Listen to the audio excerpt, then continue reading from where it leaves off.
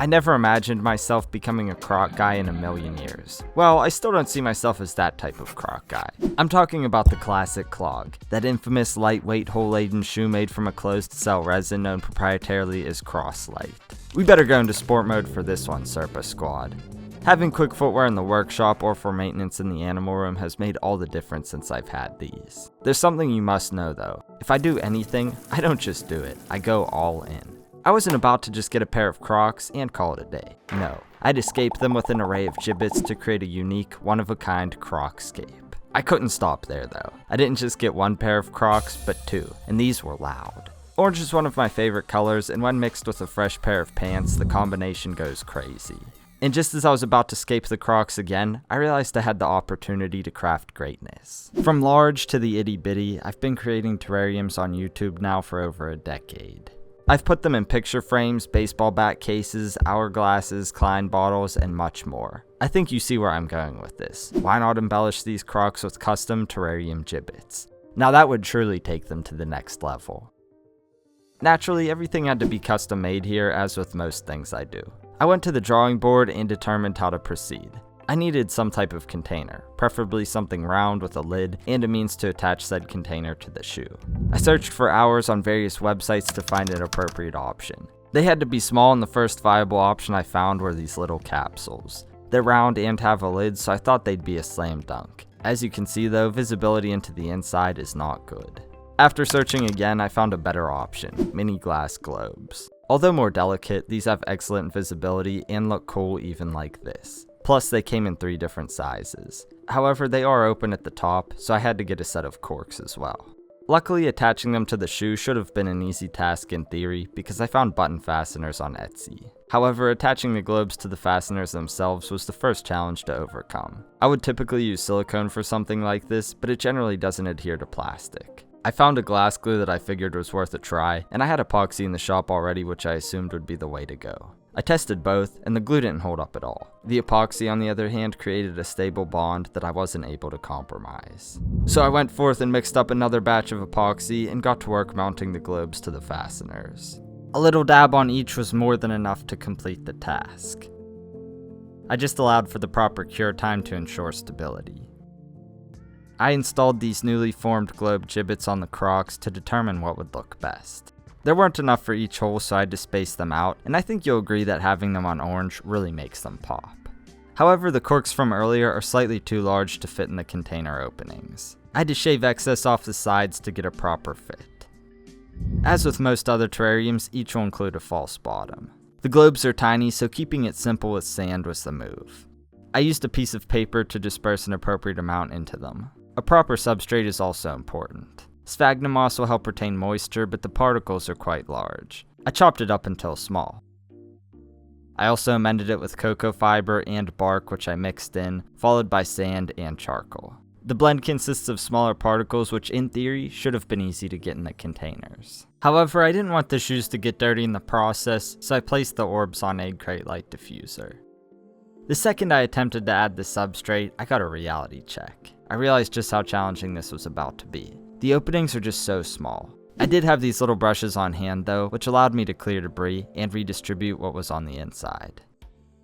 It's also worth mentioning that everything I used thus far was dry. That made it easier to disperse, but scaping it like this would be a nightmare. It would have just moved around, so I used a pipette to distribute water into each orb. After allowing them to saturate overnight, I was ready to begin. I haven't done something this small in quite a while, so I did 2 test terrariums off camera to get my bearings straight. It was extremely tedious to pull off, but these sculpting dental tools I recently got made all the difference. I had my work cut out for me though, because I had 16 more to make. I used various components to make an array of mini worlds here, ranging from sand, gravel, twigs, and moss. All of which were a challenge to include, even with the proper tools and patience. I had to break up the moss into small sections, send it through the opening, and reconfigure it to look cohesive.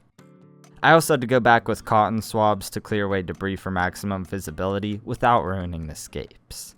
This one was cool because I built up moss in the background and created a focal point with a twig. I also filled the foreground with sand, scoop by scoop. It was a tedious task, but the contrast in the foreground was well worth the effort.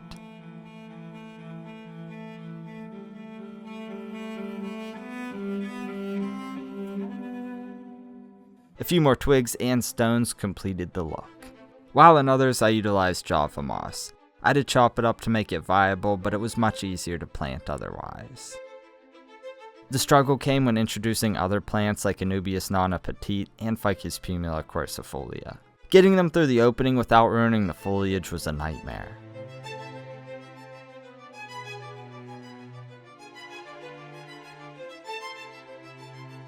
I created a few more branchscapes, and even included a path down the middle of this one, and leaf litter in others. My goal was to create as many unique little worlds as possible. As I'm sure you could tell, making tiny terrariums is a laborious process. I had to keep patient and be intentional about my steps, but I couldn't be more pleased with how these turned out.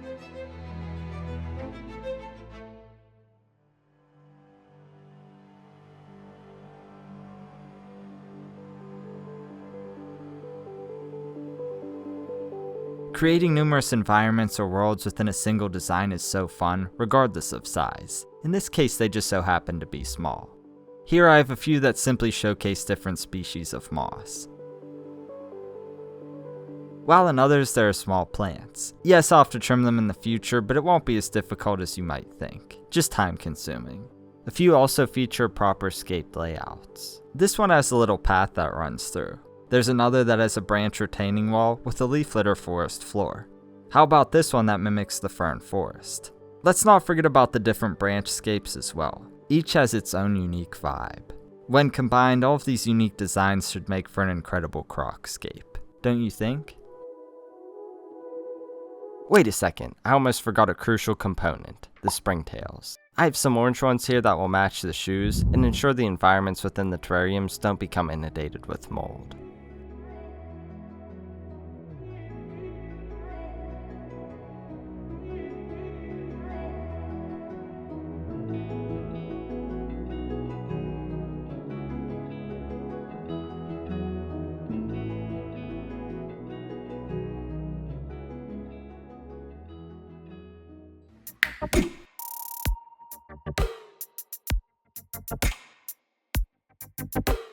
Terrarium Crocs. I bet that's something you never expected to see here. It certainly wasn't on my radar until recently, but it makes perfect sense. Sharing the artistry of Terrarium through challenging and fun builds is something I've done since the very beginning. And why not have a mini constellation of Terrarium worlds on a pair of shoes? Nah, it's a rhetorical question, you don't need to actually answer that. Are they the coolest looking Crocs on the planet? I think that's a resounding yes. Are they the perfect shoe for water changes? That's debatable. Am I actually going to wear these out in public?